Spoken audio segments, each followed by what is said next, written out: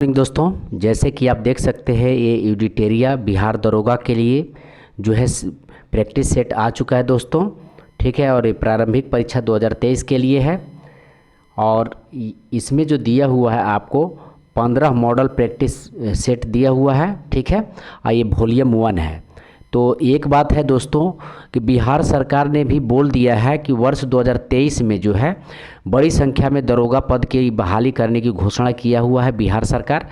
तो आप जो है अभी से ही लग जाइए, क्योंकि आपके पास अगर आप एसआई बनना चाहते हैं तो अभी से ही लगेंगे तो आप जो है भरपूर इस एग्ज़ाम को निकाल सकते हैं। ठीक है दोस्तों, तो आइए देखते हैं हम लोग प्रैक्टिस सेट, और आज हम लोग देखेंगे आपको प्रैक्टिस सेट 1। ठीक है दोस्तों, और इसमें जो है व्याख्या दिया हुआ है, तो कोशिश रहेगा कि आपको पूरी व्याख्या, एक भी व्याख्या छूटे नहीं और बहुत ही कम समय में और सटीक जानकारी आपको यहाँ से मिलेगा। तो आइए दोस्तों यहाँ से हम लोग स्टार्ट करते हैं। तो प्रैक्टिस सेट पहला का जो है पहला क्वेश्चन दिया हुआ है कि सिंधु घाटी सभ्यता के बारे में इनमें से कौन सा कथन सत्य पूछा है, कि कौन सा कथन सत्य है। ऑप्शन आपका है सिंधु घाटी सभ्यता के लोग कपास के उत्पादन करने वाले पहले व्यक्ति थे, तो ये बिल्कुल सही है। ठीक है, सिंधु घाटी सभ्यता ग्रामीण सभ्यता है, तो ये ग्रामीण सभ्यता नहीं है, ये नगरीय सभ्यता है। ठीक है, नगरीय सभ्यता, ध्यान रखेंगे। सिंधु घाटी के लोग कुत्ते, बिल्ली और घोड़े के बड़े पैमाने पर पालते थे, तो कुत्ते और बिल्ली को नहीं। ठीक है, ये भेड़, बकरी, भैंस तथा सूअर जैसे जानवरों को जो है मुख्य रूप से पाला करते थे, तो ध्यान रखेंगे। ठीक है, यहाँ के लोग केवल चावल की खेती करते थे, तो चावल की खेती नहीं, चावल के साथ साथ जो है गेहूँ, जौ, बाजरा, ज्वार और चावल आदि की खेती किया करते थे, ध्यान रखेंगे। तो इसका आंसर हो जाएगा ऑप्शन ए। ठीक है, आइए नेक्स्ट प्रश्न देखते हैं। जैन धर्म की 3 रत्न या त्रिरत्न में शामिल है, तो जैन धर्म के 3 रत्न या त्रिरत्न में शामिल है, तो इसका आंसर हो जाएगा आपको सही विश्वास, सही ज्ञान और सही आचरण। ये सही विश्वास को बोला जाता है आपको सम्यक दर्शन, और सही ज्ञान को बोला जाता है सम्यक ज्ञान, और सही आचरण को बोला जाता है सम्यक आचरण। तो इस चीज़ को ध्यान रखेंगे। ठीक है, सही विश्वास, सही ज्ञान और सही आचरण। आइए नेक्स्ट देखते हैं। चोल अभिलेखों के अनुसार जैन संस्थानों को दान में दी जाने वाली भूमि को क्या कहा जाता था। तो ध्यान रखेंगे, जैन संस्थानों को दान में दी जाने वाली भूमि को जो है पल्ली छंदम कहा जाता था, पल्ली छंदम कहा जाता था। ठीक है, बेलन बगाई जो है, वेलन बगाई, ये किसको कहा जाता है, तो बेलन बगाई जो है गैर ब्राह्मणों को दान में दी जाने वाली, गैर ब्राह्मणों को दान में दी जाने वाली जो है भूमि को बेलन बगाई कहा जाता था, ध्यान रखेंगे। ब्रह्मोदय जो है ये ब्राह्मणों को दान में दी जाने वाली भूमि को जो है ब्रह्मोदय भूमि कहा जाता था। ठीक है, और साला भोग जो है ये स्कूल विद्यालय को जो दान में दिया जाता था उस भूमि को साला भोग भूमि कहा जाता था। तो यहाँ से जो है 4 प्रश्न बनता है दोस्तों। तो ध्यान रखेंगे, जैन संस्थाओं को दान में दी जाने वाली भूमि को क्या बोला जाता है, तो पल्ली छंदम बोला जाता है। बेलन बगाई गैर ब्राह्मणों को दान में दिया जाता था, और ब्रह्मदेय जो है ये ब्राह्मणों को दान में दिया जाता था, और साला भोग ये स्कूल विद्यालयों को दान में दी जाने वाली भूमि थी। ठीक है दोस्तों, तो आइए अब नेक्स्ट देखते हैं। विशाखा दत्त द्वारा रचित मुद्रा राक्षस कौन सी भाषा में लिखी गई है। ठीक है, तो विशाखा दत्त द्वारा जो है मुद्रा राक्षस लिखा गया है, और ये जो है संस्कृत भाषा में लिखी गई है, संस्कृत भाषा में लिखी गई है। और इसमें जो है आपको चंद्रगुप्त मौर्य के विषय में विस्तृत जानकारी मिलती है, और इस नाटक में ही चंद्रगुप्त मौर्य को क्या कहा गया है, तो ब्रिसल कहा गया है, ध्यान रखेंगे, ब्रिसल कहा गया है। और क्या कहा गया है, तो ब्रिसल के बाद कुलीन कहा गया, ब्रिसल तथा कुलीन कहा गया है मुद्रा राक्षस में ही। ठीक है, आइए मुद्रा राक्षस के बारे में जान लेते हैं। तो मुद्रा राक्षस जो है ये कब लिखा गया विशाखा दत्त के द्वारा, तो चौथी सदी के अंत में, या बोल सकते हैं कि 5वीं सदी के प्रारंभ में। और विशाखा दत्त का मुद्रा राक्षस को जो है हिंदी में कौन अनुवाद किया है, तो ये मोस्ट इम्पोर्टेंट है, ध्यान रखेंगे। हिंदी में इसको अनुवाद किए हैं भारतेंदु हरिश्चंद्र जो है ये हिंदी में इसको अनुवाद किए हैं। ठीक है। तो भारतेंदु हरिश्चंद्र भी ध्यान रखेंगे, ठीक है। आइए नेक्स्ट देखते हैं, निम्नलिखित में से किस शासक के शासनकाल में भारत का पहला मुद्रा रुपया मुद्रित हुआ था? तो भारत का पहला मुद्रा रुपया मुद्रित हुआ था, तो ये शेरशाह सूरी के शासनकाल में जो है आपको भारत का पहला मुद्रा रुपया मुद्रित किया गया था। और इसका वजन कितना था? तो ध्यान रखेंगे, इसका वजन जो है आपको 178 ग्रेन था, 178 ग्रेन इसका वजन था, ठीक है। और ये जो है चांदी का, ये जो है चांदी का बना हुआ था, ये चांदी का बना हुआ था, ध्यान रखेंगे। आइए नेक्स्ट क्वेश्चन देखते हैं, निम्नलिखित में से किसके शासनकाल में मुगलों और मराठों के बीच द्वंद्व प्रारंभ हुआ था?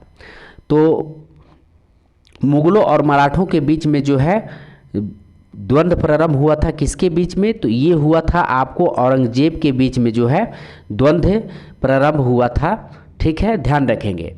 और शाहजहां के शासनकाल में, शाहजहां के शासनकाल में ये भी ध्यान रखेंगे, शाहजहां के शासनकाल में सर्वप्रथम जो है मराठों और मुगलों के बीच में जो है आक्रमण किया गया था, ठीक है। तो ध्यान रखेंगे शाहजहां के शासनकाल में।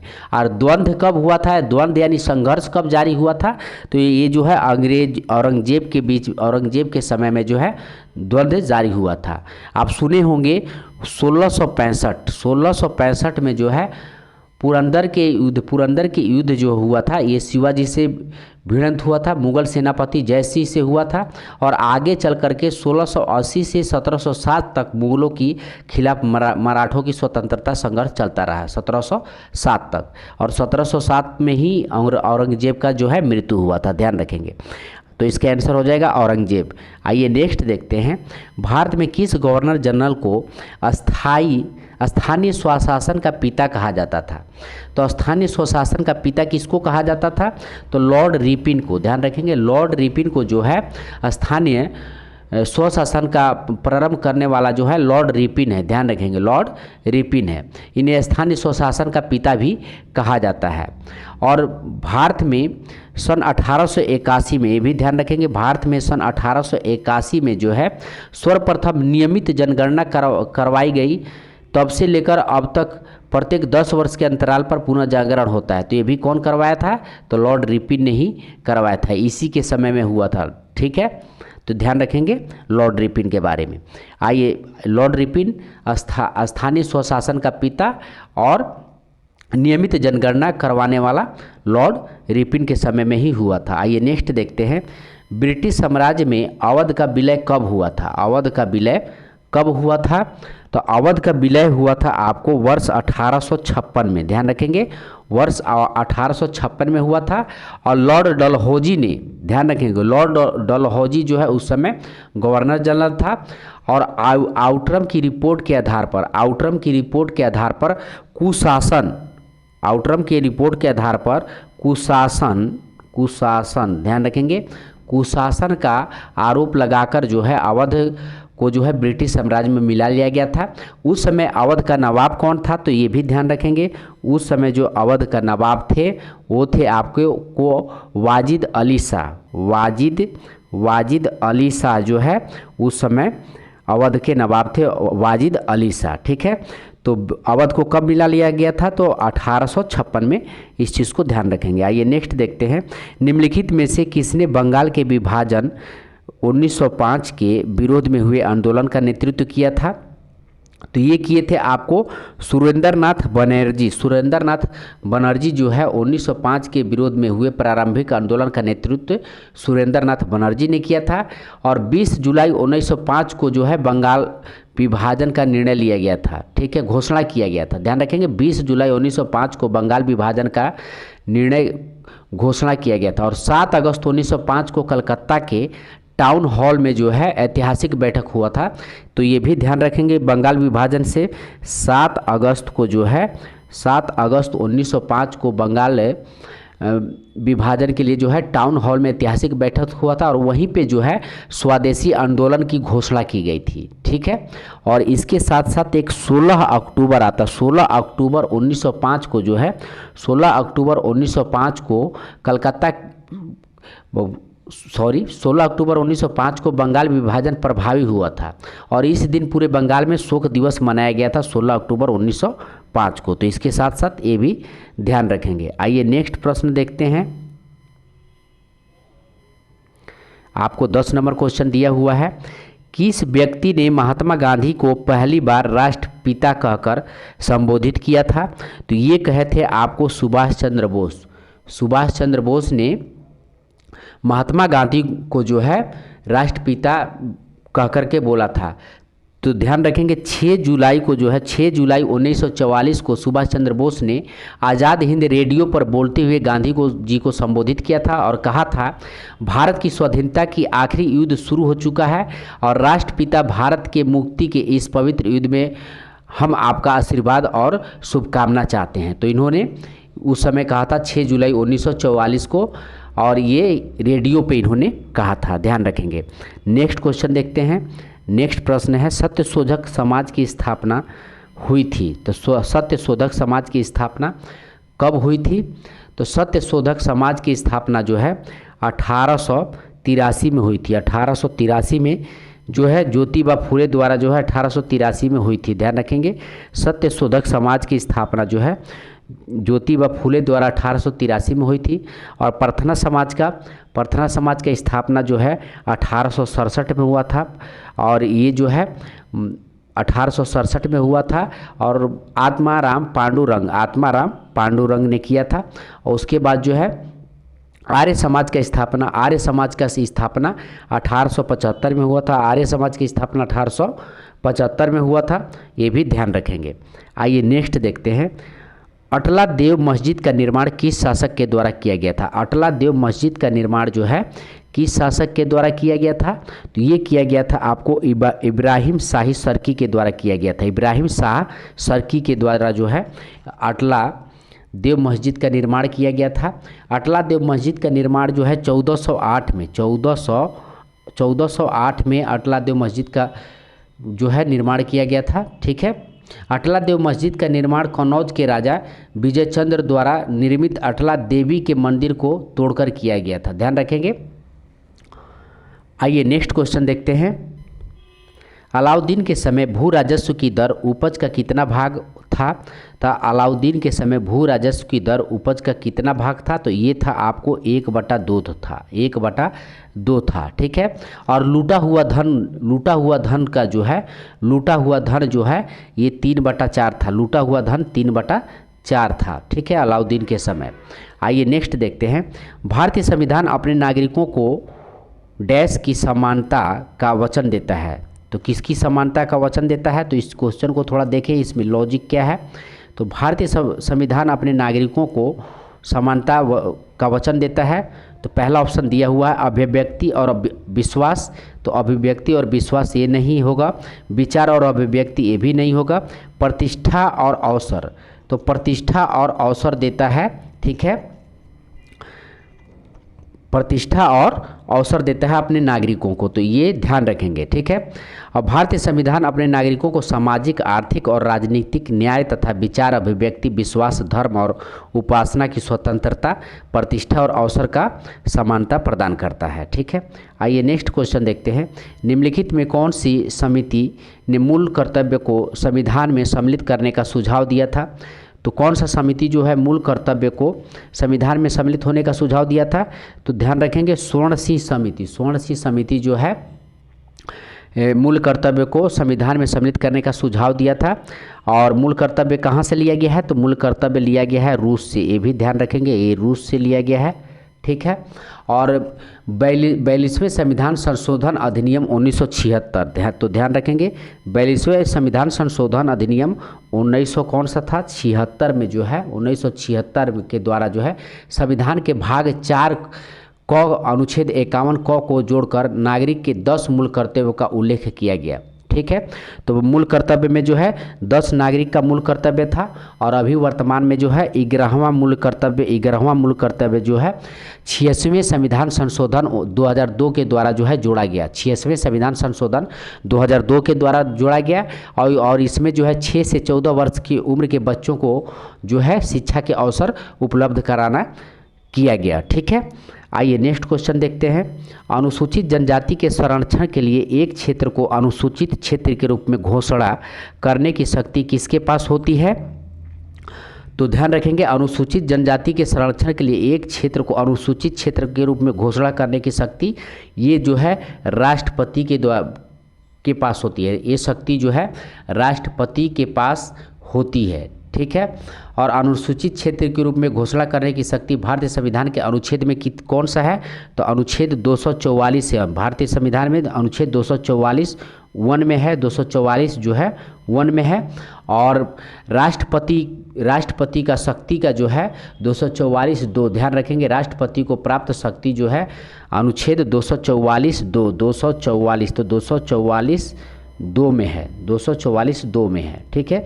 किसी भी क्षेत्र को अगर अनुसूचित क्षेत्र घोषित करना होगा तो राष्ट्रपति घोषित करता है, ध्यान रखेंगे 244(2) के अनुसार। नेक्स्ट है, ग्राम सभा में निम्न में से कौन शामिल होता है, तो ग्राम सभा में निम्न में से कौन शामिल होता है, तो इसका आंसर हो जाएगा आपको वे सभी व्यक्ति जिनके नाम गांव विशेष में पंचायत के लिए मतदाता सूची में दर्ज है। यानी वे सभी व्यक्ति जिनका नाम गांव विशेष में पंचायत के लिए मतदाता सूची में नाम दर्ज है, ठीक है। अनुच्छेद 243 ख के अंतर्गत ग्राम सभा के सभी व्यक्ति जिनके नाम गांव विशेष में पंचायत के लिए मतदाता सूची में दर्ज है वे सभी शामिल होते हैं। तो ध्यान रखेंगे अनुच्छेद 243 ख। आइए नेक्स्ट देखते हैं, संविधान का निम्न में से कौन सा संशोधन केंद्र तथा राज्यों में मंत्रिपरिषद के मंत्रियों का अधिकतम संख्या सीमित करता है, तो ये करता है आपको 51वां संविधान संशोधन। 51वां संविधान संशोधन जो है ये 2003 में संशोधन किया गया था और केंद्र या राज्य के मंत्रिपरिषद के आकार को दर्शाता है। निम्न सदन के सदस्यों का, निम्न सदन किसको बोलते हैं, तो लोकसभा को, लोकसभा के सदस्यों की संख्या जो है 15% है। ये भी ध्यान रखेंगे, 15% करने की व्यवस्था की गई। इसी संविधान संशोधन में जो है छोटे राज्यों को कम से कम 12 मंत्रियों की नियुक्ति करने का अधिकार भी प्रदान किया गया। तो 51वां संविधान संशोधन द्वारा जो है मंत्रिपरिषद के मंत्रियों की अधिकतम संख्या निर्धारित की गई। आइए नेक्स्ट प्रश्न देखते हैं। 19 नंबर क्वेश्चन है, निम्न में कौन सा एक संवैधानिक संस्था नहीं है, पूछा है। कौन सा एक संवैधानिक संस्था नहीं है, तो संघ लोक सेवा आयोग एक संवैधानिक संस्था है, ठीक है। और राज्य लोक सेवा आयोग एक संवैधानिक संस्था है। वित्त आयोग भी एक संवैधानिक संस्था है, लेकिन नीति आयोग जो है एक संवैधानिक संस्था नहीं है। ध्यान रखेंगे, नीति आयोग जो है एक संवैधानिक संस्था नहीं है। इसकी स्थापना जो है योजना आयोग के स्थान पर किया गया। इसकी स्थापना योजना आयोग के पर किया गया है। और कब किया गया है, तो ये भी ध्यान रखेंगे 1 जनवरी जो है 2015 में, 1 जनवरी 2015 में जो है नीति आयोग की स्थापना किया गया है। 1 जनवरी 2015 में, 1 जनवरी 2015 में नीति आयोग का स्थापना किया गया है योजना आयोग के स्थान पर। नेक्स्ट है, 1946 में निर्मित अंतरिम सरकार में कार्यपालिका परिषद के उपसभापति थे। तो 1946 में निर्मित अंतरिम सरकार के कार्यपालिका परिषद के उपसभापति कौन थे, तो ये थे आपको जवाहरलाल नेहरू थे। उपसभापति कौन थे, और जवाहरलाल नेहरू थे, ठीक है। जवाहरलाल नेहरू थे, ध्यान रखेंगे, उपसभापति, ठीक है, या उपाध्यक्ष बोल सकते हैं। उपसभापति या उपाध्यक्ष जो है ये जवाहरलाल नेहरू थे, ध्यान रखेंगे। आइए नेक्स्ट देखते हैं, भारतीय संविधान के किस अनुच्छेद में केंद्र शासित प्रदेशों के लिए उच्च न्यायालय का प्रावधान है, तो केंद्र शासित प्रदेशों के लिए उच्च न्यायालय का प्रावधान ये जो है आपको 241 अनुच्छेद 241 में है। केंद्र शासित प्रदेशों के लिए उच्च न्यायालय का प्रावधान अनुच्छेद 241 में है, ठीक है। और 231 क्या है, तो 231 में जो है 2 या अधिक राज्यों के लिए एक ही उच्च न्यायालय, दो या अधिक राज्यों के लिए एक ही उच्च न्यायालय। और 214 अनुच्छेद राज्यों के लिए उच्च न्यायालय, राज्यों के लिए उच्च न्यायालय 214 अनुच्छेद में है, ठीक है। और 239 अनुच्छेद में जो है संघ राज्य क्षेत्रों का प्रशासन है, संघ राज्य क्षेत्रों का प्रशासन है। और अनुच्छेद 241 में जो है केंद्र शासित प्रदेशों के लिए उच्च न्यायालय का प्रावधान है, ध्यान रखेंगे। आइए नेक्स्ट देखते हैं, लोकसभा के स्पीकर का निर्वाचन होता है। तो लोकसभा के स्पीकर का निर्वाचन होता है लोकसभा के सदस्यों के द्वारा। तो लोकसभा के सभी सदस्यों के द्वारा जो है निर्वाचन होता है। ध्यान रखेंगे, लोकसभा के सभी सदस्यों के द्वारा जो है लोकसभा के स्पीकर का निर्वाचन होता है। और अभी लोकसभा के स्पीकर कौन है? तो ओम बिरला हैं। ध्यान रखेंगे, ओम बिरला हैं। नेक्स्ट देखते हैं, निम्नलिखित में से कौन से मामले उच्च न्यायालय और उच्चतम न्यायालय की अधिकारिता में आते हैं? तो इसके आंसर हो जाएगा आपको मूल अधिकारों का परिवर्तन। मूल अधिकारों का जो है परिवर्तन जो है ये आता है उच्च न्यायालय और उच्चतम न्यायालय के अधिकारिता में आता है। मूल अधिकारों का परिवर्तन उच्च न्यायालय और उच्चतम न्यायालय के अधिकारिता में आता है। ठीक है, तो मूल अधिकार जो है संविधान के कौन से भाग में है? तो ध्यान रखेंगे, मूल अधिकार जो है ये संविधान के तीसरे भाग में वर्णित है। ठीक है, अब मूल अधिकारों का रक्षा का अन्य अधिकार संविधान द्वारा उच्चतम एवं उच्च न्यायालय को दिया गया है। उच्चतम न्यायालय द्वारा जो है उच्चतम न्यायालय द्वारा अनुच्छेद 32 के द्वारा जो है वो मूल अधिकारों का रक्षा कर सकता है उच्चतम न्यायालय। और उच्च न्यायालय, ध्यान रखेंगे, और उच्च न्यायालय जो है अनुच्छेद 226 के द्वारा जो है मौलिक कर्तव्यों का जो है रक्षा कर सकता है। तो उच्च न्यायालय 226 के द्वारा और उच्चतम न्यायालय अनुच्छेद 32 के द्वारा। तो इस चीज़ को ध्यान रखेंगे। ठीक है, आइए नेक्स्ट देखते हैं, स्वर्ण त्रिभुज या गोल्डन ट्रायंगल एक विशिष्ट क्षेत्र है जो मादक द्रव्यों की तस्करी के लिए प्रसिद्ध है। निम्न में कौन सा देश इस त्रिभुज का भाग नहीं है? तो निम्न में से कौन सा देश इस त्रिभुज का भाग नहीं है पूछा है। तो इसका जो भाग नहीं है वो है आपको कंबोडिया जो है इसका भाग नहीं है। बाकी थाईलैंड है, लाओस है और म्यांमार है। थाईलैंड है, लाओस और म्यांमार है। ठीक है, थाईलैंड और लाओस और म्यांमार है, ये जो है इन देशों का समूह है स्वर्ण त्रिभुज। ठीक है, ध्यान रखेंगे, थाईलैंड, म्यांमार और लाओस। तो ये कंबोडिया नहीं है, ध्यान रखेंगे।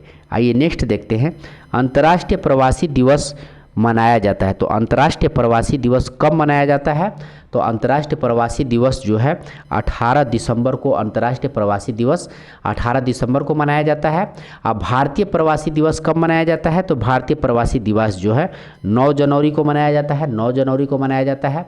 और राष्ट्रीय बालिका दिवस कब मनाया जाता है? तो राष्ट्रीय बालिका दिवस 24 दिसंबर को मनाया जाता है, 24 जनवरी को मनाया जाता है। ध्यान रखेंगे, 24 जनवरी को राष्ट्रीय बालिका दिवस, 24 जनवरी को राष्ट्रीय बालिका दिवस मनाया जाता है। ठीक है, तो अंतर्राष्ट्रीय प्रवासी दिवस 18 दिसंबर को मनाया जाता है। नेक्स्ट है, लोसुंग त्यौहार कहाँ लोकप्रिय है? तो लोसुंग त्यौहार कहाँ लोकप्रिय है?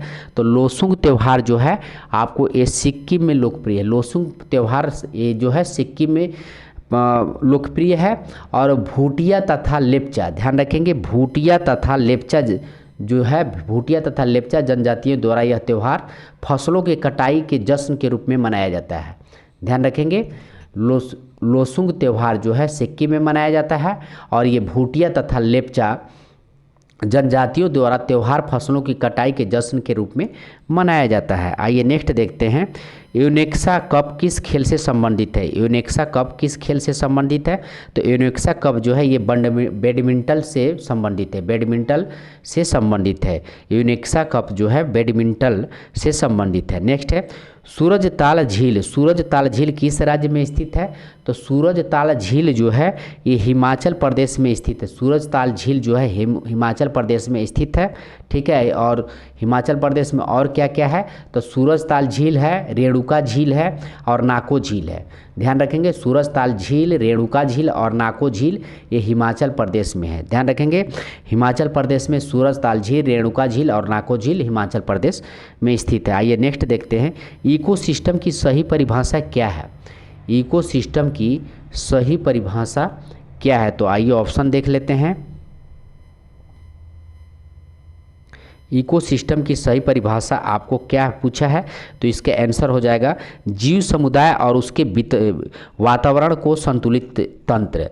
इकोसिस्टम का सही परिभाषा जो है जीव समुदाय और उसके वातावरण को संतुलित तंत्र जो है इकोसिस्टम का परिभाषा है। और पारिस्थितिकी तंत्र का संकल्पन जो है, ध्यान रखेंगे, पारिस्थितिकी तंत्र का संकल्पन सर्वप्रथम एजी टास्ले ने किया था। एजी टास्ले ने 1935 में किया था। ठीक है।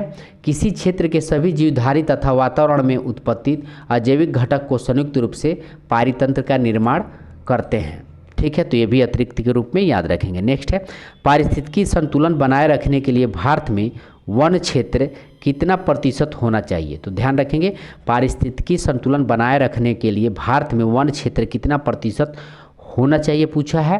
तो ये होना चाहिए आपको 33.33%। ध्यान रखेंगे, राष्ट्रीय वन नीति के अनुसार देश में कुल क्षेत्रफल के कम से कम 1/3 अर्थात 33% भाग पर वन होना आवश्यक है, ताकि पारिस्थितिक संतुलन बनाए रखा जा सके। पहाड़ी और पर्वतीय क्षेत्र में यह निर्धारण क्या है?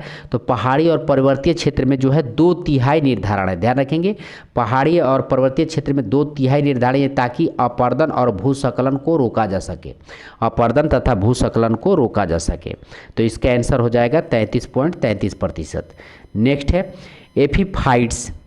एपीफाइट्स पौधे बहुत अधिक विकसित होने वाले पौधे हैं जो अन्य पौधे पर निर्भर रहते हैं, क्यों? तो इसका आंसर हो जाएगा आपको यांत्रिक मदद हेतु। ध्यान रखेंगे, एपीफाइट जो है ये बहुत पौधों पर विकसित होने वाले पौधे हैं जो अन्य पौधे पर निर्भर होते हैं यांत्रिक मदद हेतु। अन्य पौधे पर निर्भर क्यों होते हैं? तो यांत्रिक मदद हेतु। ध्यान रखेंगे। आइए नेक्स्ट देखते हैं, निम्नलिखित में कौन सम्मिलित नहीं है? निम्नलिखित में कौन सम्मिलित नहीं है पूछा है।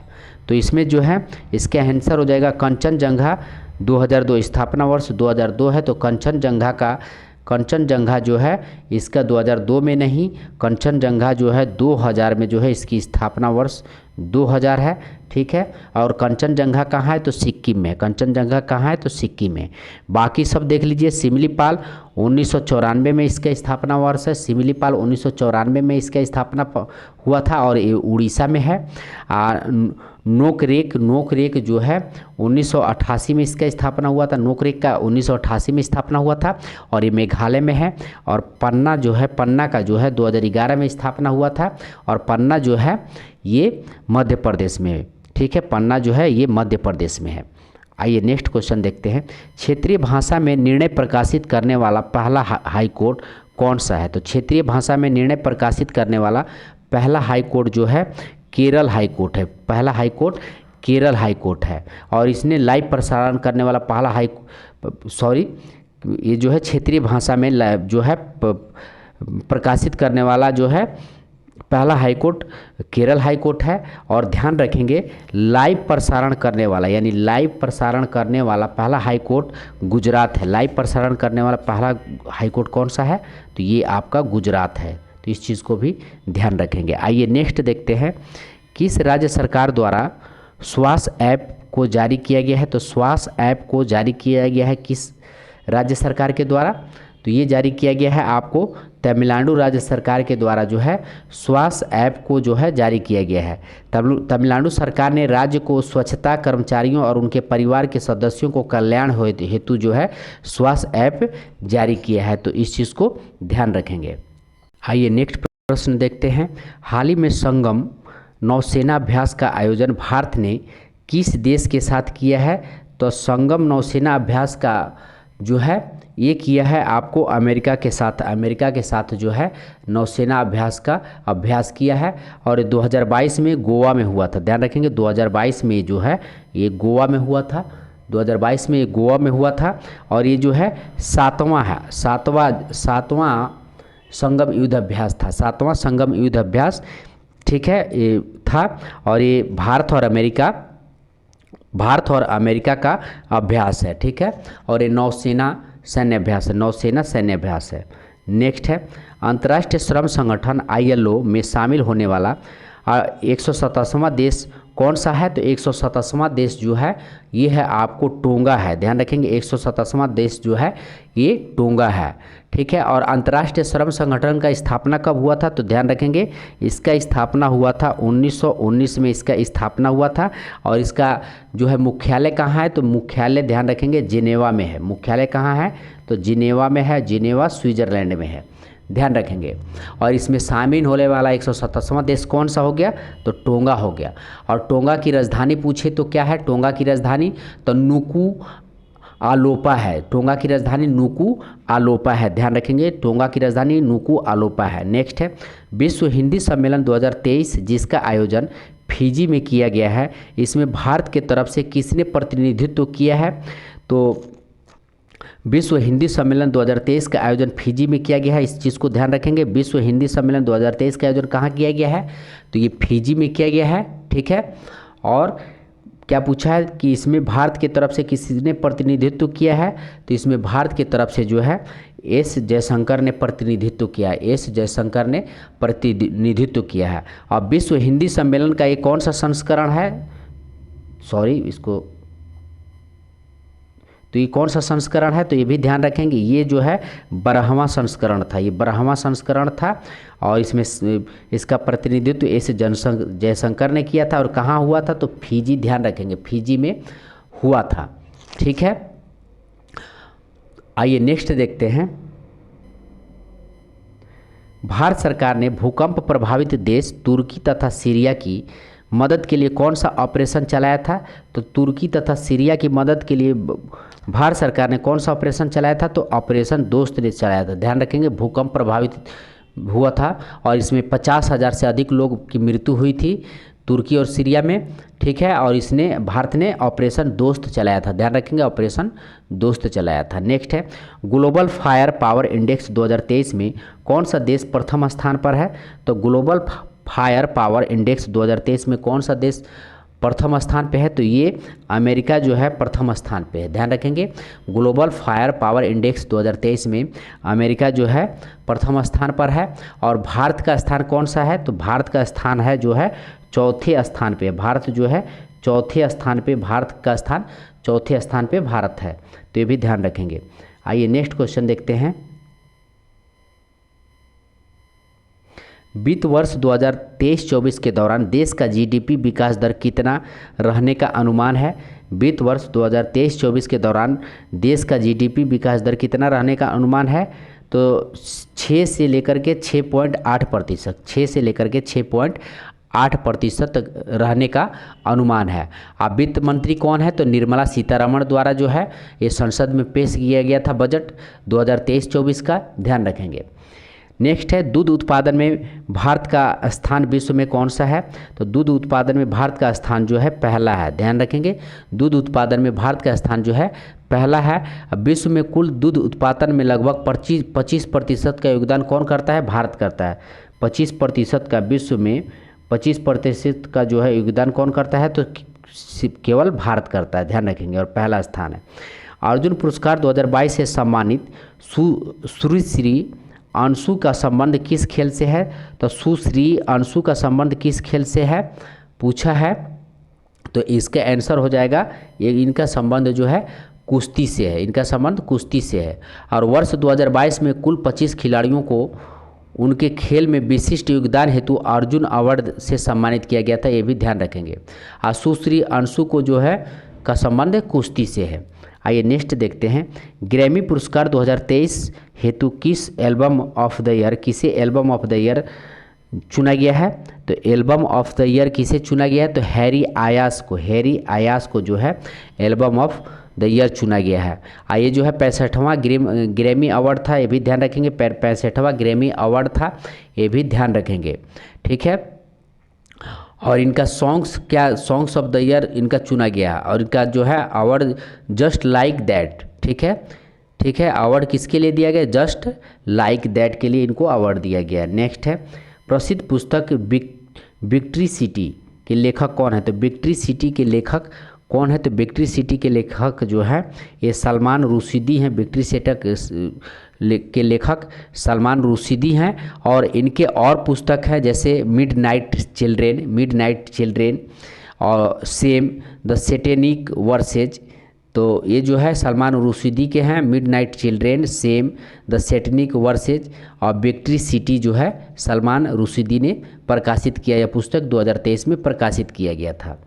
नेक्स्ट है विश्व कैंसर दिवस 2023 का थीम क्या है? तो विश्व कैंसर दिवस 2023 की थीम क्या है?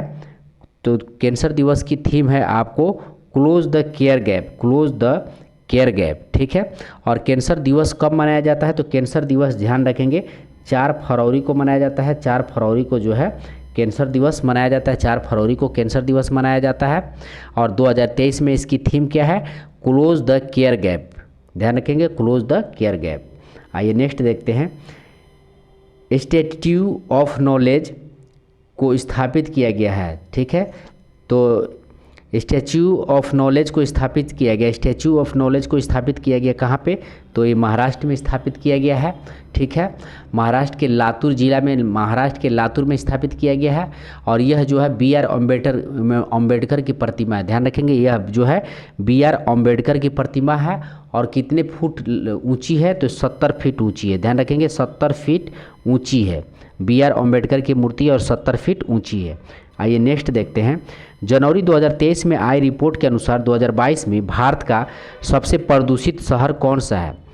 तो 2022 में भारत का सबसे प्रदूषित शहर जो है नई दिल्ली है। ध्यान रखेंगे, भारत का सबसे प्रदूषित शहर नई दिल्ली है।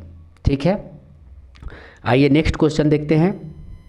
निम्नलिखित प्रश्नों में कौन सही सम्मिलित नहीं है पूछा है। कौन सही सम्मिलित नहीं है? ठीक है, तो अरुणाचल प्रदेश के राज्यपाल केरी परनाइकी हैं। अरुणाचल प्रदेश के जो है राज्यपाल केरी परनाइकी हैं। मेघालय के राज्यपाल जो है फागू चौहान है। मेघालय के राज्यपाल फागू चौहान है। और झारखंड के राज्यपाल जो है CP राधाकृष्णन है। CP राधाकृष्णन है। और महाराष्ट्र के राज्यपाल जो है महाराष्ट्र के राज्यपाल गणेशी लाल नहीं है। ध्यान रखेंगे, गणेशी लाल नहीं है। महाराष्ट्र के राज्यपाल जो है रमेश बैस बने हैं। रमेश बैस बने हैं। ध्यान रखेंगे, रमेश बैस बने हैं। ठीक है, आइए, और बिहार के राज्यपाल कौन हैं? तो बिहार के राज्यपाल ध्यान रखेंगे राजेंद्र B आलेकर बने हैं। बिहार के राज्यपाल राजेंद्र B आलेकर भी बने हैं। तो ये भी अन्य तथ्य के रूप में याद रखेंगे। एक बार और इसको देख लेते हैं। अरुणाचल प्रदेश के राज्यपाल केरी परनाइक, मेघालय के राज्यपाल फागू चौहान और झारखंड के राज्यपाल CP राधाकृष्णन और महाराष्ट्र के राज्यपाल जो हैं रमेश बैस हैं। और बिहार के राज्यपाल राजेंद्र B आलेकर बने हैं। राजेंद्र B आलेकर बने हैं। आइए नेक्स्ट देखते हैं। हाल ही में तुलसीदास बलराम का निधन हो गया, इनका संबंध किस क्षेत्र से है? तो तुलसीदास बलराम का निधन हो गया, इनका संबंध जो है खेल जगत से है। ठीक है, और ये फुटबॉलर थे, प्रसिद्ध जो है फुटबॉलर थे। और इनका जो है संबंध खेल से था। और 1962 में इनका महत्वपूर्ण योगदान था फुटबॉलर में। और इन्हें जो है अर्जुन अवार्ड से भी सम्मानित किया गया है। तुलसीदास बलराम को अर्जुन अवार्ड से भी सम्मानित किया गया है। ध्यान रखेंगे। आइए नेक्स्ट देखते हैं। भारतीय प्रतिस्पर्धा आयोग के नए अध्यक्ष कौन बने हैं? तो भारतीय प्रतिस्पर्धा आयोग के नए अध्यक्ष कौन बने हैं? तो ये बने हैं आपको संगीता वर्मा बने। संगीता वर्मा बने हैं। ध्यान रखेंगे, संगीता वर्मा बने हैं। और इनकी स्थापना जो है 2003 में की गई थी। ठीक है, भारतीय प्रतिस्पर्धा आयोग की स्थापना कब की गई थी? तो 2003 में किया गया था। भारतीय प्रतिस्पर्धा आयोग की स्थापना कब किया गया था? तो 2003 में किया गया था। और इसके अध्यक्ष सहित कुल 7 सदस्य होते हैं। इसके अध्यक्ष सहित जो है कुल 7 सदस्य होते हैं। और वर्तमान में कौन है? संगीता वर्मा बनी है। ध्यान रखेंगे। नेक्स्ट है, अंतर्राष्ट्रीय धर्म धम्म सम्मेलन का उद्घाटन कहाँ किया गया है? तो धर्म धम्म सम्मेलन का उद्घाटन कहाँ किया गया है? ये किया गया है आपको भोपाल में। अंतर्राष्ट्रीय धर्म धम्म सम्मेलन का उद्घाटन भोपाल में किया गया है। ठीक है, भोपाल में किया गया है। और ये किसके द्वारा किया गया है? तो राष्ट्रपति द्रौपदी मुर्मू के द्वारा किया गया है। राष्ट्रपति द्रौपदी मुर्मू के द्वारा किया गया है। और ये 3 दिवसीय सम्मेलन था जिसमें लगभग 15 से अधिक देश शामिल थे। ठीक है, ये 3 दिवसीय सम्मेलन था जिसमें 15 से अधिक देश शामिल थे। ठीक है, और द्रौपदी मुर्मू के द्वारा किया गया है। ध्यान रखेंगे ये भी। और ये कौन सा था? तो 7वें धर्म धम्म सम्मेलन था। ये जो है 7वां अंतर्राष्ट्रीय धर्म धम्म सम्मेलन जो है ये 7वें धर्म धम्म सम्मेलन 7वें था। और ये भोपाल मध्य प्रदेश में किया गया है। ध्यान रखेंगे। नेक्स्ट है, हाल ही में दयानंद सरस्वती की कौन सी जयंती मनाई गई है? तो दयानंद सरस्वती की कौन सी जयंती मनाई गई है? तो दयानंद सरस्वती की ये जो है 200वां जयंती मनाई गई है। ध्यान रखेंगे, स्वामी दयानंद सरस्वती की 200वां जयंती मनाई गई है। और प्रधानमंत्री नरेंद्र मोदी ने इसका शुभारंभ किया था। ठीक है। दयानंद सरस्वती द्वारा जो है 1875 में आर्य समाज का उद्घाटन, आर्य समाज का स्थापना किया था दयानंद सरस्वती ने। तो ये भी अतिरिक्त के रूप में याद रखेंगे। आइए नेक्स्ट क्वेश्चन देखते हैं। 53 नंबर क्वेश्चन दिया हुआ है, हाल ही में किसके द्वारा दुनिया के सबसे लंबे प्लेटफॉर्म का उद्घाटन हुबली में किया गया है? तो हाल ही में किसके द्वारा दुनिया का सबसे लंबे प्लेटफॉर्म का उद्घाटन हुबली में किया गया है? तो ये किया गया है आपको नरेंद्र मोदी के द्वारा, नरेंद्र मोदी के द्वारा किया गया है। ये हुबली कहाँ पड़ता है? हुबली ये पड़ता है आपको कर्नाटक में। हुबली कहाँ पड़ता है? तो कर्नाटक में पड़ता है, ये भी ध्यान रखेंगे। दुनिया का सबसे लंबा प्लेटफॉर्म हुबली है, ये कर्नाटक में है। हुगली मत समझिएगा, हुबली, ठीक है। और इसका जो है ये कितना किलोमीटर में है? तो ये जो है 1.5 किलोमीटर में है, ठीक है। 1.5 किलोमीटर लंबा है, ध्यान रखेंगे। आइए नेक्स्ट देखते हैं, नेपाल के नए राष्ट्रपति कौन बने हैं? तो नेपाल के नए राष्ट्रपति आपको बने हैं रामचंद्र पौंडेल। रामचंद्र पौंडेल जो है नेपाल के नए राष्ट्रपति बने हैं, ठीक है। और इनका प्रतिद्वंदी कौन था? तो सुभाष चंद्र नेम्बांगा जो है प्रतिद्वंदी था। इनको हराकर जो है रामचंद्र पौंडेल जो है नेपाल के राष्ट्रपति बन गए हैं। सुभाष चंद्र नेम्बांग जो है इनको हराकर बने हैं। और इससे पहले कौन था? तो विद्या देवी थी, विद्या देवी भंडारी जो है राष्ट्रपति थी। इनसे पहले विद्या देवी भंडारी राष्ट्रपति थी। और अब जो है रामचंद्र पौंडेल बने हैं सुभाष चंद्र नेम्बांग को हरा करके। तो ये भी ध्यान रखेंगे। नेक्स्ट है, हाल ही में किस राज्य में याओसांग उत्सव मनाया गया है? तो ध्यान रखेंगे, ये मनाया गया है आपको मणिपुर में। मणिपुर में जो है याओसांग उत्सव मनाया गया है मणिपुर में। यह उत्सव जो है होली के दिन में 5 दिन तक चलता है। यह उत्सव जो है होली के दिन में 5 दिन चलता है, तो ये भी ध्यान रखेंगे। नेक्स्ट है, महाराष्ट्र भूषण पुरस्कार 2022 किसे सम्मानित किया गया है? तो महाराष्ट्र भूषण पुरस्कार 2022 से किसे सम्मानित किया गया है? तो ये सम्मानित किया गया है अप्पा साहेब धर्माधिकार को। अप्पा साहेब धर्माधिकार को जो है सम्मानित किया गया है, ध्यान रखेंगे।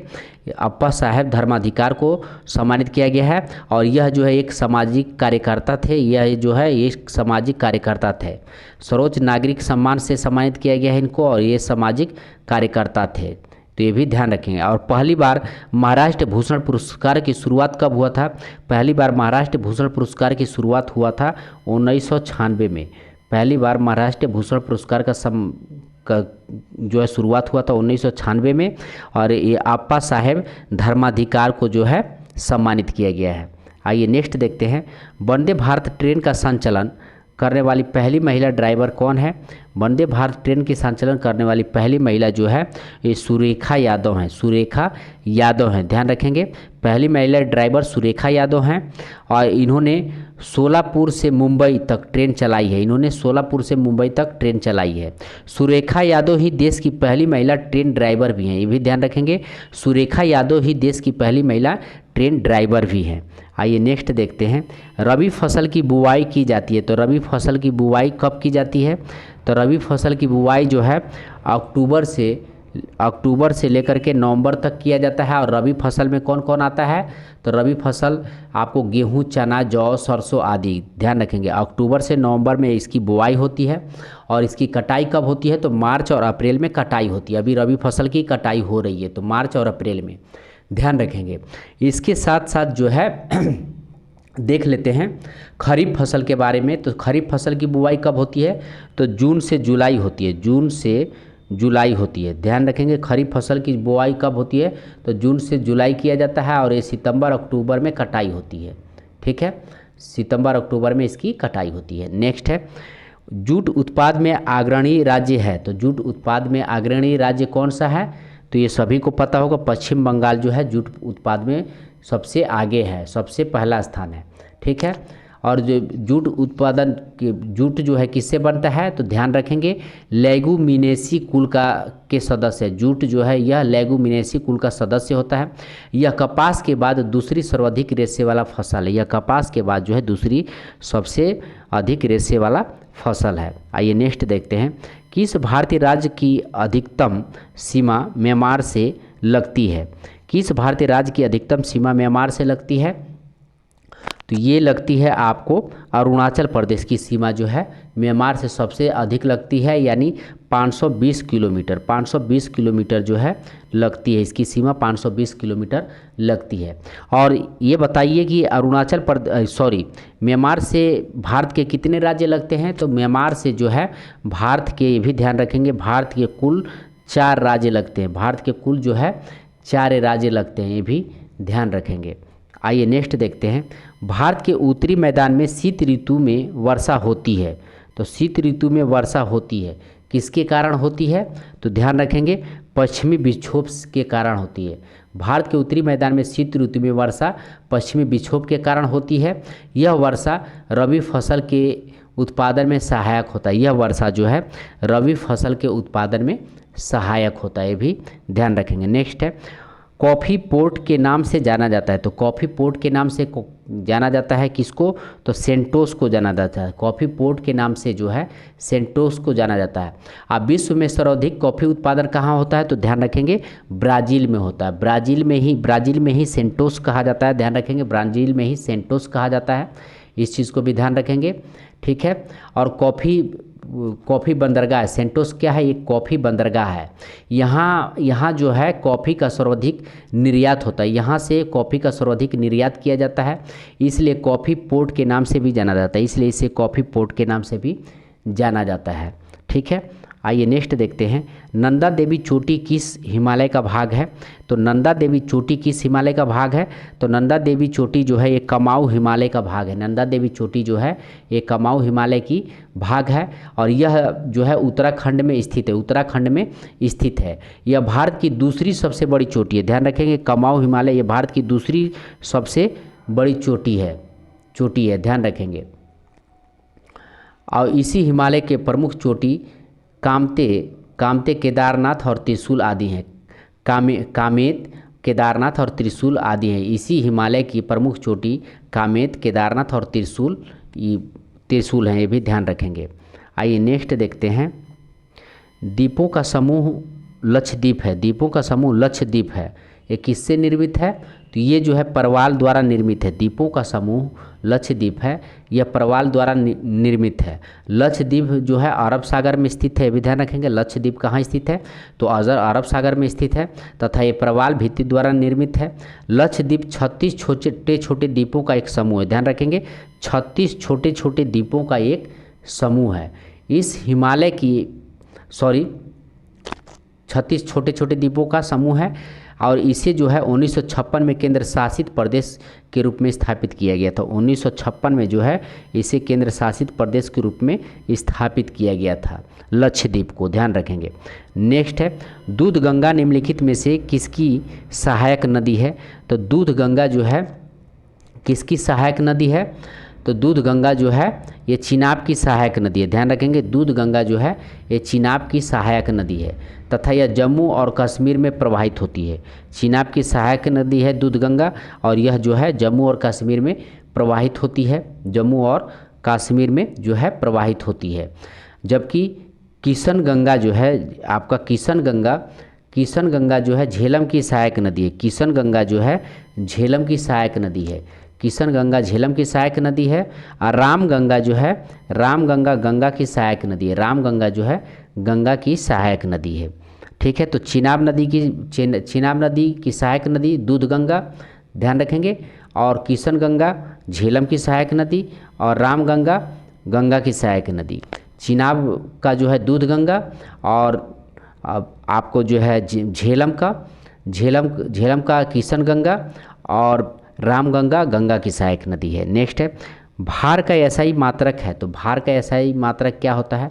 तो भार का एसआई मात्रक होता है न्यूटन। भार का एसआई मात्रक क्या होता है? न्यूटन होता है। ध्यान रखेंगे, भार का एसआई मात्रक क्या होता है? न्यूटन होता है। ठीक है। और लंबाई का मीटर हो जाएगा, द्रव्यमान का किलोग्राम, समय का सेकेंड, विद्युत धारा का एम्पियर होता है, ताप का केल्विन, पदार्थ का मात्रा मोल, और ज्योति तीव्रता का कंडेला होता है। तो ध्यान रखेंगे, भौतिक राशियाँ कितनी हैं? तो 7 प्रकार की ये भौतिक राशियाँ हैं। आइए नेक्स्ट देखते हैं, 67 नंबर क्वेश्चन दिया हुआ है, निम्नलिखित में कौन सा यंत्र समुद्र के स्तर से ऊपर की वस्तुओं को देखने के लिए पनडुब्बी में प्रयोग किया जाता है? तो ऊपर की वस्तुओं को देखने के लिए पनडुब्बी में प्रयोग किया जाता है 67 नंबर क्वेश्चन। तो इसका आंसर हो जाएगा आपको पेरिस्कोप। पेरिस्कोप का प्रयोग जो है किया जाता है, जिसकी सहायता से पानी में डूबे हुए वस्तुओं को पानी के ऊपर का दृश्य दिखाई देता है। जिसकी सहायता से पानी में डूबे हुए वस्तुओं को पानी के ऊपर का दृश्य दिखाई देता है पेरिस्कोप के द्वारा। अब आइए देख लेते हैं पायरोमीटर। ये पायरोमीटर जो है, ये पायरोमीटर दूर स्थित वस्तुओं के ताप को ज्ञात करने हेतु, पायरोमीटर का उपयोग दूर स्थित वस्तुओं का ताप को ज्ञात करने के लिए किया जाता है। ठीक है। और ओडोमीटर, ओडोमीटर जो है, ओडोमीटर गाड़ी द्वारा चली गई दूरी माप के लिए किया जाता है। गाड़ी द्वारा चली गई दूरी को मापने के लिए ओडोमीटर का प्रयोग किया जाता है। और एनीमोमीटर जो है, एनीमोमीटर हवा का ईए को मापने के लिए किया जाता है। तो पायरोमीटर का प्रयोग दूर स्थित वस्तुओं का ताप ज्ञात करने के लिए। ठीक है। अब पेरिस्कोप का प्रयोग जो है आपको बताया ही गया ये। ठीक है। और ओडोमीटर जो है गाड़ी द्वारा चली गई दूरी माप के लिए। आइए नेक्स्ट देखते हैं। यदि कार्य का मान धनात्मक हो तो जिस निकाय पर कार्य हो रहा है क्या प्रभाव पड़ेगा? तो ध्यान रखेंगे, इसका आंसर हो जाएगा आपको इसकी ऊर्जा में वृद्धि होगी। ठीक है। उसकी ऊर्जा में वृद्धि होगी, उसकी ऊर्जा में जो है वृद्धि होगी। ऊर्जा एक ऐसा कारक है जो कार्य करने के लिए आवश्यक होता है।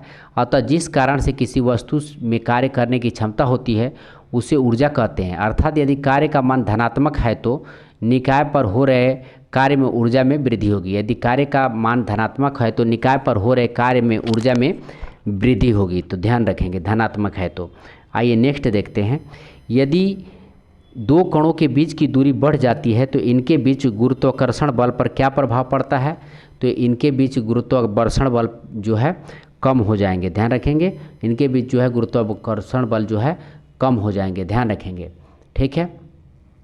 नेक्स्ट क्वेश्चन है उत्क्षेप बल और भार कार्य करते हैं। उत्क्षेप बल और भार कार्य करते हैं। तो ये जो है विपरीत दिशा में कार्य करते हैं, विपरीत दिशा में कार्य करते हैं। उत्क्षेप बल और भार विपरीत दिशा में कार्य करते हैं। ध्यान रखेंगे। नेक्स्ट है निम्न में से क्या तरंग की विशेषता नहीं है? निम्न में से क्या तरंग की विशेषता नहीं है? तो क्या तरंग की विशेषता नहीं है? तो ध्यान रखेंगे माध्यम जो है ये तरंग की विशेषता नहीं, माध्यम जो है ये तरंग की विशेषता नहीं है। तरंग की विशेषता माध्यम नहीं, जबकि तरंग दैर्ध्य जो है, तरंग दैर्ध्य, आयाम और आवृत्ति ये तरंग की विशेषता है। तरंग दैर्ध्य, आयाम और आवृत्ति ये तरंग की विशेषता है। नेक्स्ट है निम्नलिखित में कौन सा विकल्प रासायनिक परिवर्तन है? तो रासायनिक परिवर्तन आपको दूध का दही में परिवर्तन होना, दूध का दही में परिवर्तन होना ये रासायनिक परिवर्तन है। आइए नेक्स्ट क्वेश्चन देखते हैं। निम्नलिखित में से किसने परमाणु की अभिभाज्यता के बारे में बताया है? तो परमाणु की अभिभाज्यता के बारे में किसने बताया है? तो ध्यान रखेंगे ये डाल्टन ने बताया है। परमाणु की अभिभाज्यता के बारे में ये जॉन डाल्टन ने बताया। ध्यान रखेंगे सर्वप्रथम जॉन डाल्टन ने बताया। नेक्स्ट है निम्नलिखित में से कौन सा सामान्य तापमान पर द्रव अवस्था में होता है? तो कौन सा सामान्य तापमान पे द्रव अवस्था में होता है?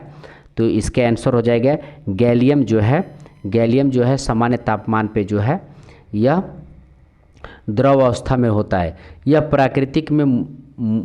प्राकृतिक में जो है मुलायम और चांदी जैसा सफ़ेद होता है। यह प्राकृतिक में मुलायम होता है और चांदी जैसा सफ़ेद होता है। गैलियम कैसा होता है? सफ़ेद होता है। यह सामान्य तापमान में तरल अवस्था में होता है गैलियम। ध्यान रखेंगे गैलियम। आइए नेक्स्ट देखते हैं। निम्नलिखित में से कौन सा किसी धातु का इलेक्ट्रॉनिक विन्यास नहीं है?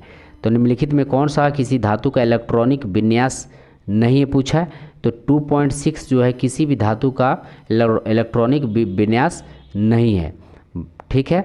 बाकी आपका 2.1 जो है 2.1 ये लिथियम का इलेक्ट्रॉनिक विन्यास है।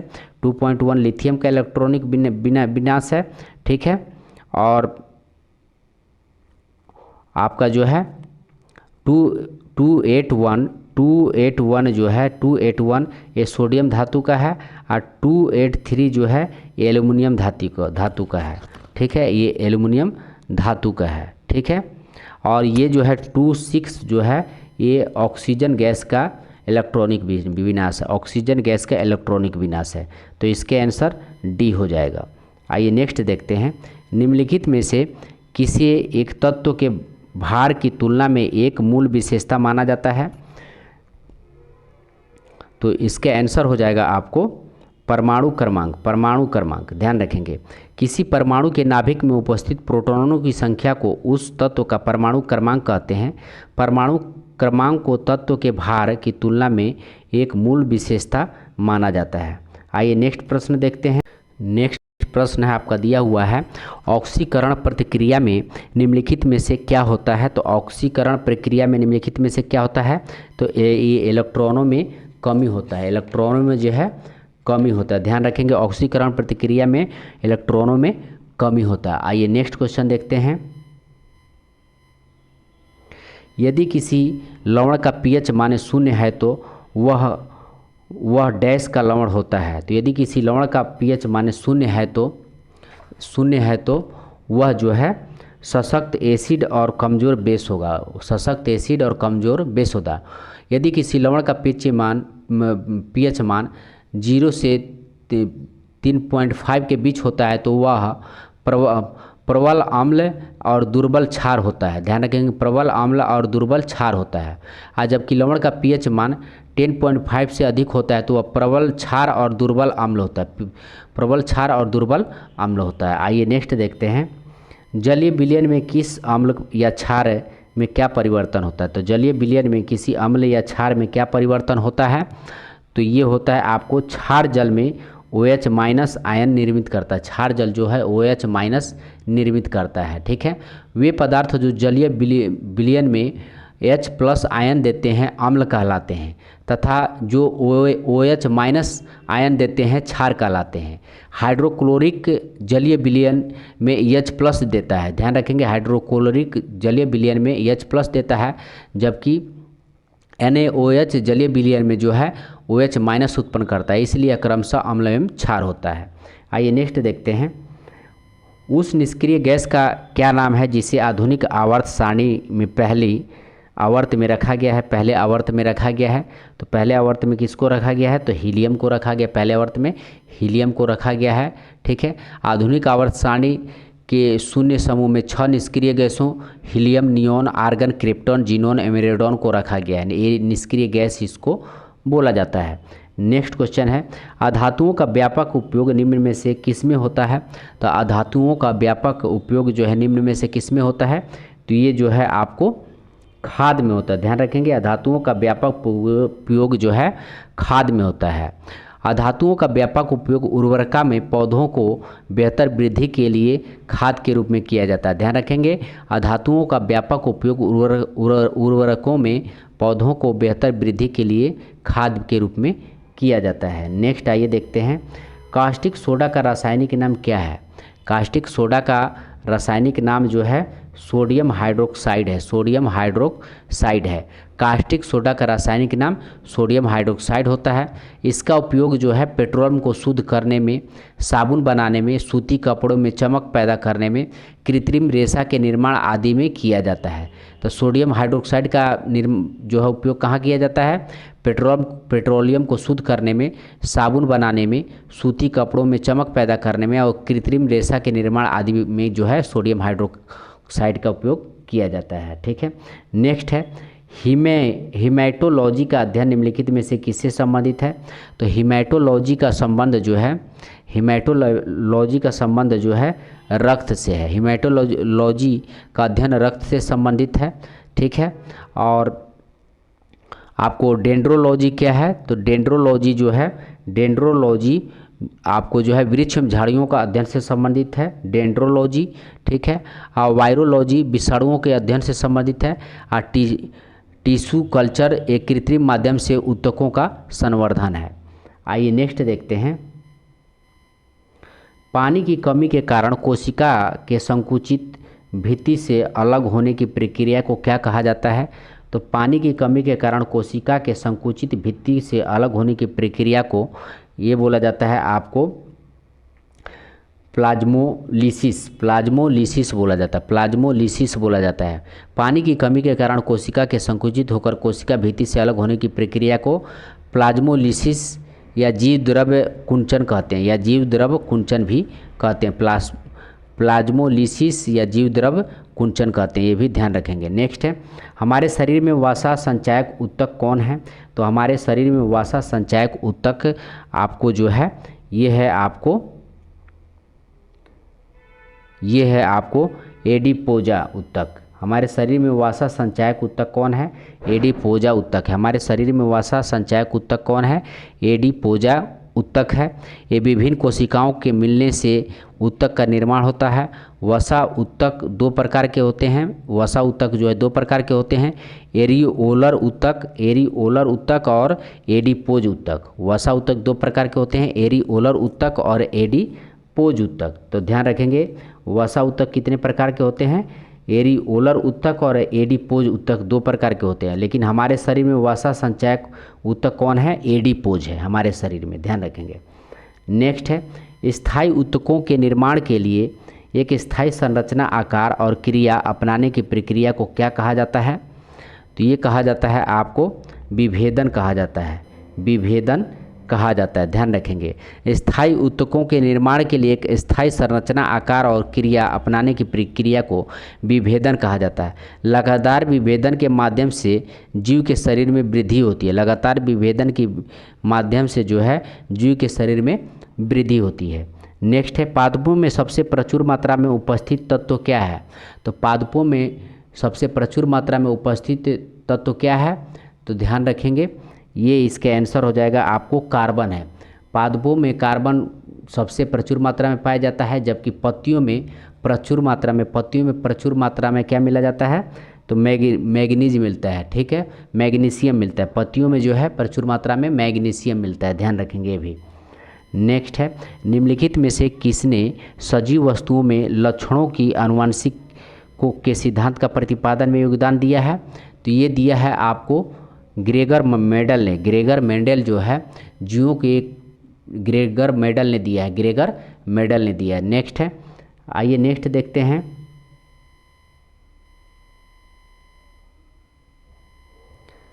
एटी नाइन क्वेश्चन है, जोंक निम्नलिखित में से किस संबंध से संबंधित है?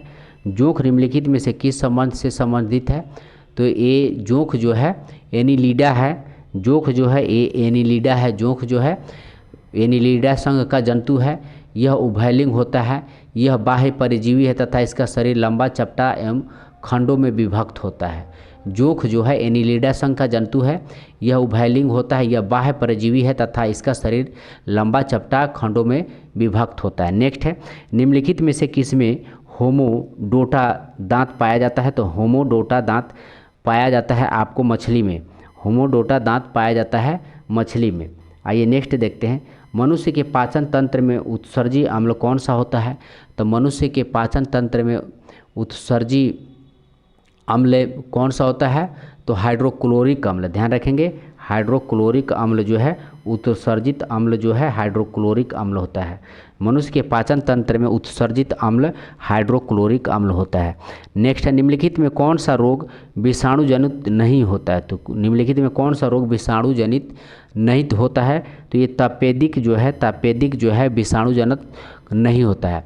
तपेदिक जो है ये जीवाणु जनित रोग है, ध्यान रखेंगे। तपेदिक जो है जीवाणु जनित रोग है, जबकि चेचक, इन्फ्लुएंजा, खसरा, पोलियो, एड्स, रेबीज, डेंगू, ज्वार ये विषाणु जनित है। जबकि चेचक, इन्फ्लुएंजा, खसरा, एड्स, रेबीज, डेंगू, ज्वार ये विषाणु जनित है। तपेदिक क्या है? जीवाणु जनक है। आइए नेक्स्ट देखते हैं, 1949 में भारत सरकार द्वारा नियुक्त राष्ट्रीय आय समिति का अध्यक्ष निम्नलिखित में कौन था? तो 1949 में जो है भारत सरकार द्वारा नियुक्त राष्ट्रीय आय समिति का निर्माण कब किया गया था? तो 1949 में, ध्यान रखेंगे, ठीक है। और पूछा है कि उस समय जो है अध्यक्ष कौन था? तो पीसी महालनोबिस थे। पीसी जो है महालनोबिस थे, ठीक है। पीसी मालवीस थे। और डॉक्टर आर गॉडगिल तथा BKRB राव इस समिति के सदस्य थे। डॉक्टर आर गॉडगिल और BKR राव जो है इस समिति के सदस्य थे। आइए नेक्स्ट देखते हैं। National academy of agriculture research management स्थित है। तो national academy of agriculture research management कहाँ स्थित है? तो ये हैदराबाद में स्थित है। National academy of agriculture research management ये हैदराबाद में स्थित है। नेक्स्ट 95 नंबर क्वेश्चन है, निम्नलिखित कीमत सूचकांकों में केंद्र सरकार के कर्मचारियों की मजदूरी में क्षतिपूर्ति हेतु किसका प्रयोग किया जाता है? तो ये प्रयोग किया जाता है आपको औद्योगिक कर्मियों के लिए उपभोक्ता कीमत सूचकांक का। औद्योगिक कर्मियों के लिए उपभोक्ता कीमत सूचकांक का प्रयोग किया जाता है। आइए नेक्स्ट प्रश्न देखते हैं। तो यहाँ पे मैथ का प्रश्न दिया हुआ है, तो मैं आपको बता देता हूँ, इसको आप लोग जो है हल कर लीजिएगा। 96 का हो जाएगा 2.3, ठीक है, और 97 का हो जाएगा आपको 15 मिनट, और 98 का हो जाएगा 4, और आपको 99 का हो जाएगा 18,400 रुपया, और 100 का आंसर हो जाएगा 1800। 100 का आंसर हो जाएगा 1800। तो यहाँ तक रहा दोस्तों विस्तृत। टाइम तो लग रहा है, लेकिन आपको जो इससे पूरा विस्तृत जानकारी मिल जा रहा है। तो धन्यवाद दोस्तों, मिलते हैं अगले वीडियो में।